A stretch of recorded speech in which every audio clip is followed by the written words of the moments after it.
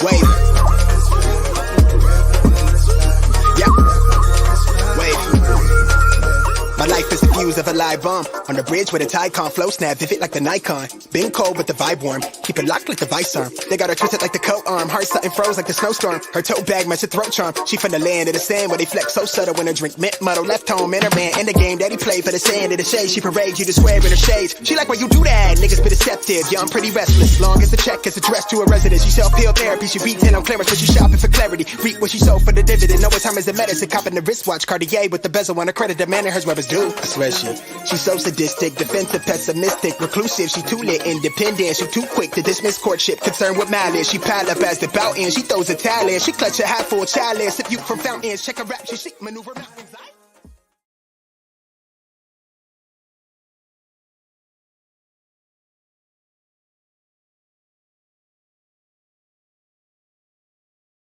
Well, first of all, listen, it's interesting about all these young guys today. They never call on us and say, hey, thanks for the kind word and telling me how great a player I am. But when they play like crap and we call them out, we don't know what we're talking about. Listen, I'm easy to find.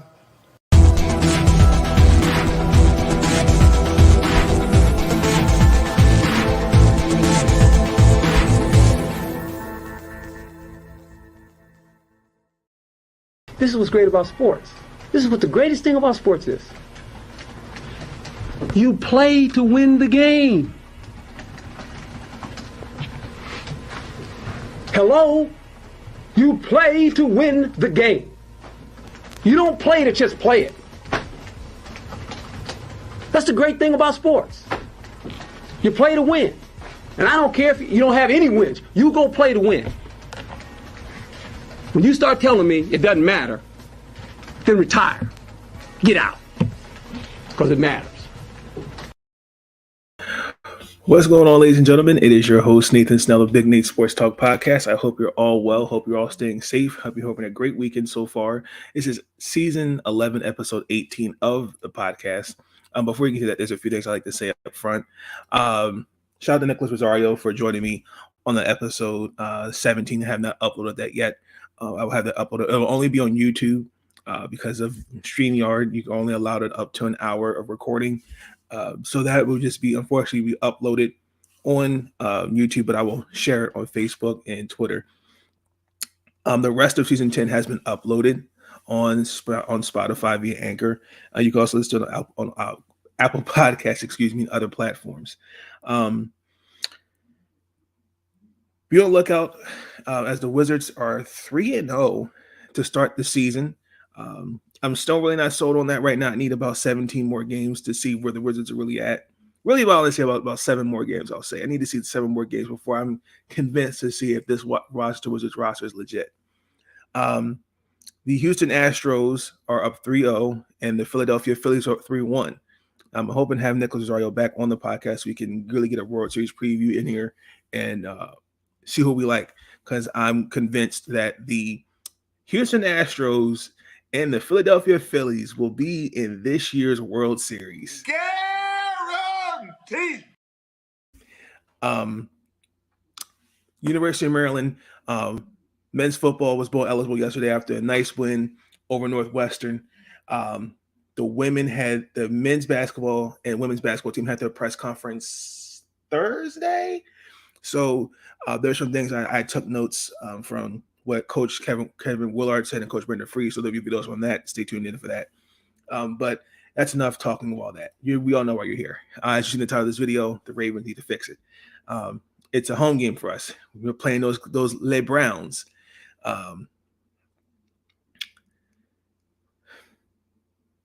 After a painful loss to the New York Giants, the Ravens find themselves at 3-3, 500, still first place in the AFC North.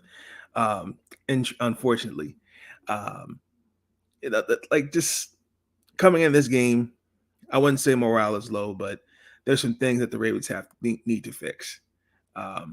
You can make a case that the Baltimore Ravens should be 6-0, but the Ravens have had a number of issues. We could keep using the injuries and not having a full healthy roster out there, but what is interesting is that the Ravens They don't know how, they, for some reason, have this mental breakdown of not finishing games. And then I'm seeing a lack of leadership. I'm also seeing a lack of accountability. I listened to the press conference that John Harbaugh said, and yes, these are things that need to be fixed, but sometimes as a coaching staff, it's let me pull you through the hole. Let me help you fix what's going on. They signed Deshaun Jackson, the Baltimore Ravens. As much as I'm a fan of Deshaun Jackson, I don't think he fixes these issues that have already existed.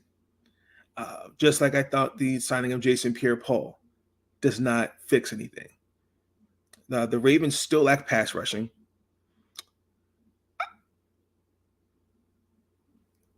This offense is a Greg Roman built offense. It's built for Greg Roman. And you just question why the wide receivers not getting involved. Because, again, like Mark Andrews, Josh Oliver, Isaiah Likely all had touches more than Devin Duvernay, Demarcus Robinson against the Giants. So there's a lot of questions I have. It's like, what are we not doing enough to get these guys involved? And I just don't know what Deshaun Jackson's going to bring, especially at 35. We know he's not the same guy. And to me, that's like, I wouldn't say it's a slap in the face, but it just, to me, it's lazy. Like, I think we could do a whole lot better. I'm not, again, not saying go out there and get a star receiver, but it's interesting to see if this is a power first run team. We're not understand. I don't understand. We go away from something that works and then go to something completely different. Now, when guys like Charlie Collier come back, we all know he's going to take Nick Boyle's place. Then we really get to see what his offense looks like. But he really, really needs to figure out how to get his receivers involved. And coming into this game as well, Cleveland, they've been having kind of an up and down seat. It's kind of been interesting for them as well. Deshaun Watson will be back by, I think it's by week 12. So Jacoby Brissett's been holding down the fort. They lost to the New England Patriots because the last time I think that was their biggest defeat since actually facing them last year. Yes, this rivalry, we all know, with the move from Cleveland to Baltimore, I think we're 34-12. But they did win the last matchup, and they did snap a 4-game losing streak against us. So coming into this game, I'm looking for a couple things. I want to see how Cleveland, because I watched that whole game against New England. Cleveland really struggled as a rushing offense. They are the number one rushing attack with Nick Chubb and Kareem Hunt. But that got put in check. And my question is, what does this running offense look like? New England held them to just 70 yards on 18 carries. That was below 100 yards just so far this whole season. And I think because if you look at it, Cleveland, they were down pretty much the entire game. And I can see Mike Macdonald taking some of the defensive strategies that New England used to kind of keep Cleveland in check. On for it like us, New England runs that 3-4 defense. So that actually kind of worked. And I think I could see him using that. So you're probably going to see Chuck Clark, Marcus Williams, and not Marcus Williams, Brandon Stevens, and maybe Kyle Hamilton out there more today. So let's see how that looks. We are 7th in the run defense, but because we are the first 6 games, teams are not really running the ball. I think it's more we're facing more passing offenses. Coming into this game, now let's see. Hopefully, we get a little bit healthier. Rashard Bateman, looking at the tweets, he's out there today. hopefully he's going to play. Ronnie Stanley, who last week was easing the action, after damn near missing 2 seasons of an ankle injury. He was eased into that lineup, but let's see how he looks. J.K. Dobbins will be out for the next 4 to 6 weeks, painfully. Relationship with your Oh children. my God. Gus Edwards, is not close to being ready yet. But Kenyon Drake, who had a big game last game against the Giants, and Justice Hill, they've been a little bit more effective. Because I believe Kenyon's averaging about 6 yards a carry, and Justice about 6.5. Compared to JK was about 3.5. I think some of that is, I just don't think JK was ready. I don't think he's 100%, in my opinion. I think he's really, I don't think he's not fully 100%. And then, I think this is a must-win game. Because I think the biggest thing is, I looked at both. There was an interesting stat that I wanted to looked at. It's turnovers. It's interesting that both of us only have 1 win in the past 3 weeks, and turnovers have been the factor. Just in these 3 weeks, Cleveland has 7 turnovers compared to our 5, and unfortunately, we do turn the ball over at the worst possible time, and it showed against New York, Buffalo, and Miami. And the thing is one thing I've noticed with both teams is that Baltimore, and I'm not being biased when I say this, there's more creativity. Baltimore makes up for their turnovers. Because I think it's 12-5 according to the stats I saw, and especially interceptions. Cleveland, they've invested a lot into their corners. You got my guy Greg Newsom II, Denzel Ward, Greedy Williams, Grant Delport, and they just got this past draft Emerson Jr. They're not really ready yet. These are still young guys.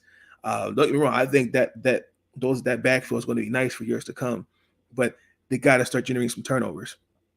So, for the most part, I think this is going to be a good game.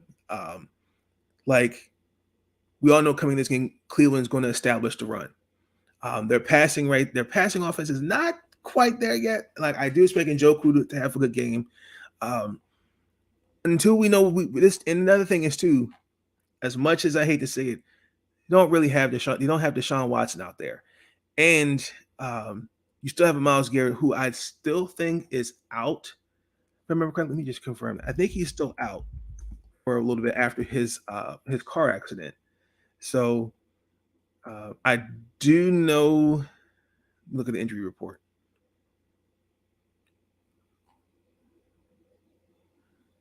He did not to play to limited, so he probably will be out there on a pitch count. Clowney's also as well. Jack Conklin, did not practice.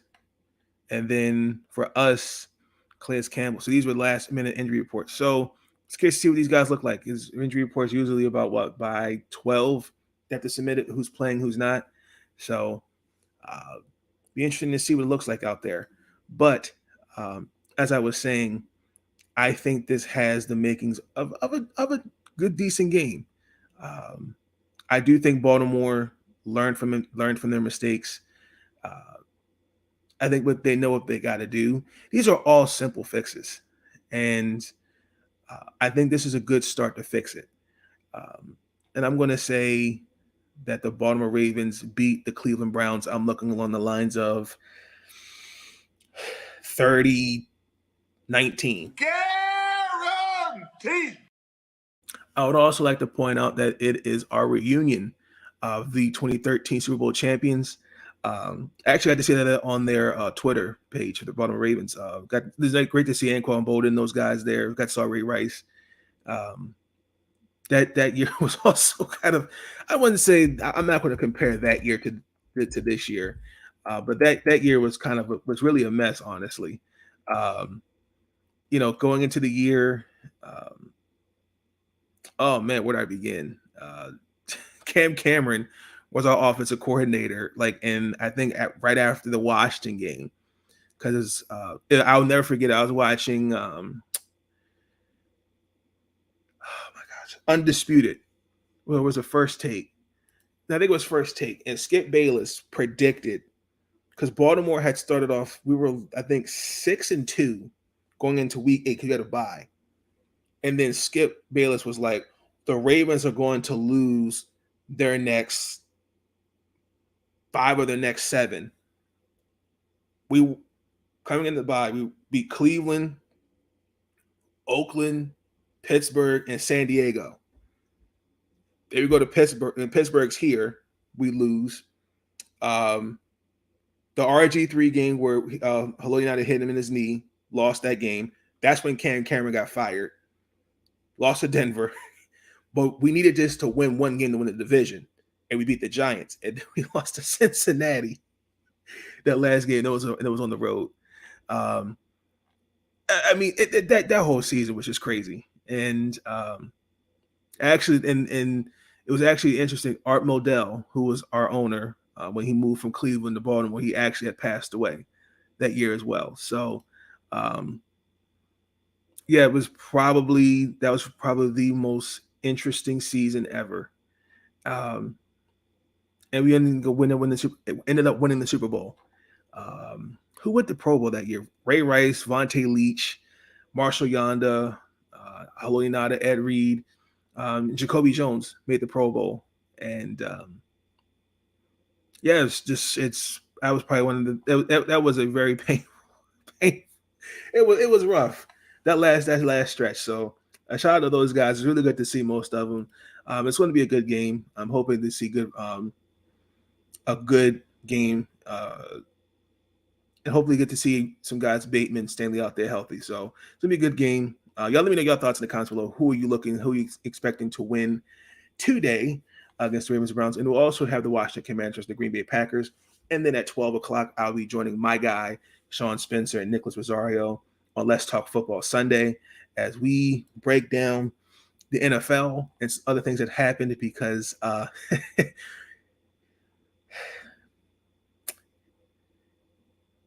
Christian McCaffrey, it's a San Francisco 49er. Hell no! With that being said, let's move into our last segment. Incoming message.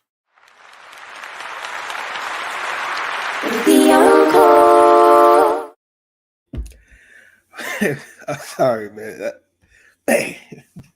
No, shout out to Christian McCaffrey. I'm happy for him. Final message. It was interesting. Yeah, I've really been big on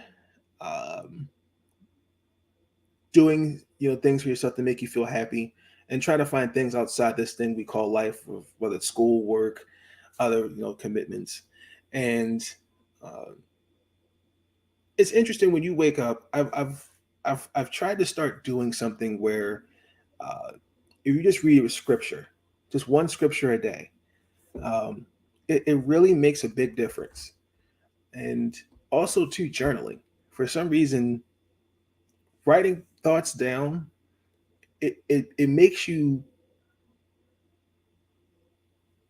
how can I explain? It makes you feel better, because it's like putting thoughts and seeing how you feel, and it just takes like this weight off your shoulders. So I just, again, continue to encourage, just do something for yourself and find something to take your mind off something, where anything that may be going on, and never be afraid to reach out and just vent to somebody, because being that lending ear to somebody, that could really make a big difference. So that's my final message. But until then, I'm about to get started on this Washington Commanders Green Bay Packers video. Please like, comment, subscribe. I'll catch you guys on the flip side. Happy Sunday, y'all.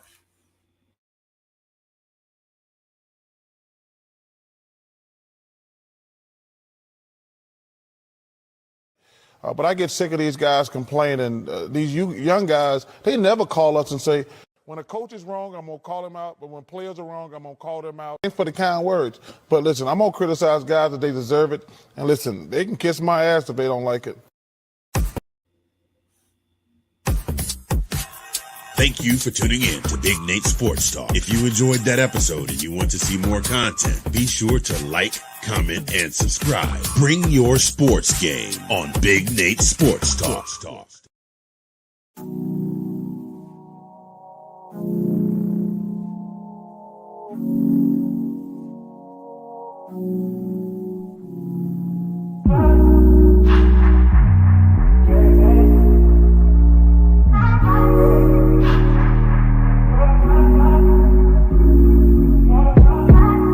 Told you so extra, but I know I'm the same, yeah. Love me in spite of my trauma. Give me what I need instead of the drama. Cause when it pop off, it's like, oh my. All good all day, but the night we be going so hard on the flip side. So tell me what we on a day, babe. I could keep that same energy. When you go low, I go low too. But you'd rather stay high